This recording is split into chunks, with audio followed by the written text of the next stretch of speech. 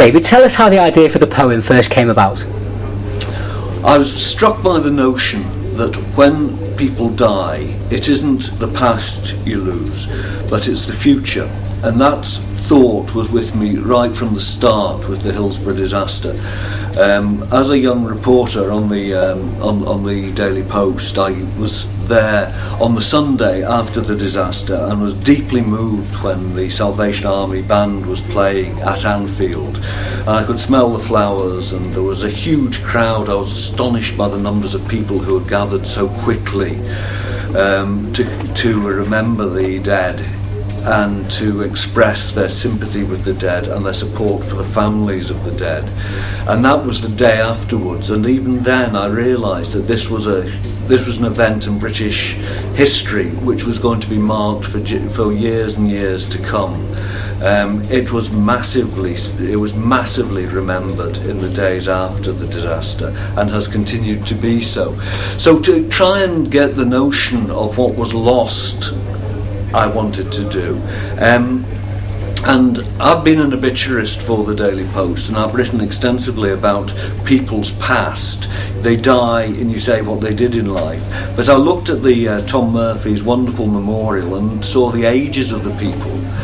Many of them were boys and girls in their teens and 20s. So what it struck me that what you've really lost here is the future. And you didn't know what that future would hold, but it was the promise of tomorrow that had gone. So I wanted to use a series of words and a series of images which expressed what those people could have been. So I had and I wanted to make it have a strong Liverpool root in it, a pulse of Liverpool in it. So I used song, jokes, and those are the images that were gone, and finished up with the notion, but the love that was felt for those people by the people who are still on earth was there. And Tom Murphy in his statue had emphasised strongly the notion of the spirit of people being carried, and the only earthly way in which you can represent that, I think, is in the flight of birds. Otherwise you have to use a mechanical way of suggesting flight, but birds naturally fly, and within that we saw the spirit. I know Tom did as well. We saw the spirit being taken into the sky. So it was the spirit of the people who had been on earth being taken into the sky with a continuation of their being carried by memory, and that was the idea behind it. How easy or difficult did you find it to actually write?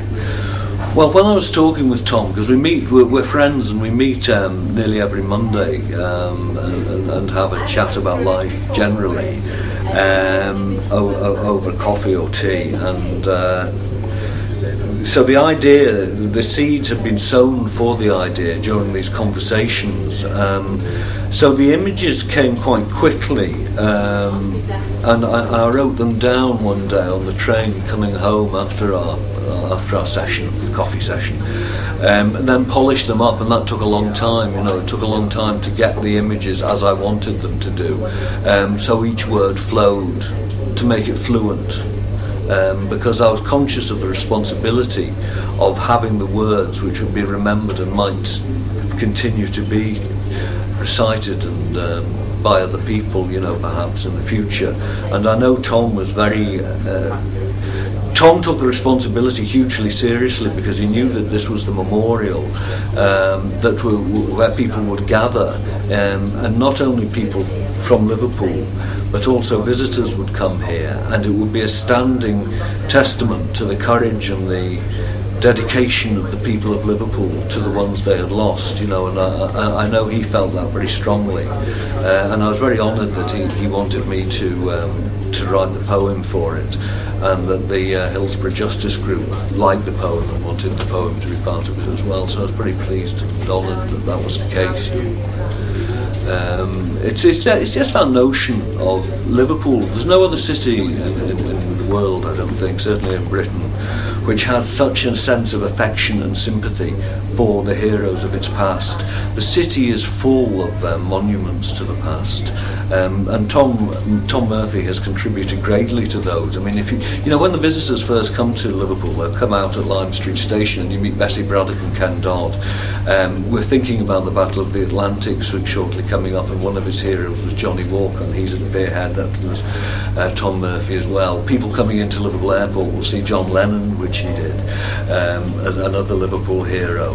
And what a starkly contrasting style of man, both great in their different ways, between Johnny Walker and John Lennon. You know, hugely different characters, but both Liverpudlians. And then you've got his wonderful memorial to Noel Shavas and the people who died in the First World War. And next year is the 100th anniversary of the First World War starting. So, you know, there are so many things tied together, and Hillsborough's central, and it does speak powerfully of this city's belief in memory. So, as one, the hushed crowd turned the pages of the book that held the names of the dead, and the sound that rose from them was like a great flapping of birds' wings. Into the dark sky and beyond it carried the memories of those who had gone, the teachers whose wisdom was lost, the parents who will never cradle children, the makers whose hands were stilled, the jokers whose laughter vanished, the singers whose songs are silence, the lovers whose love lasts forever.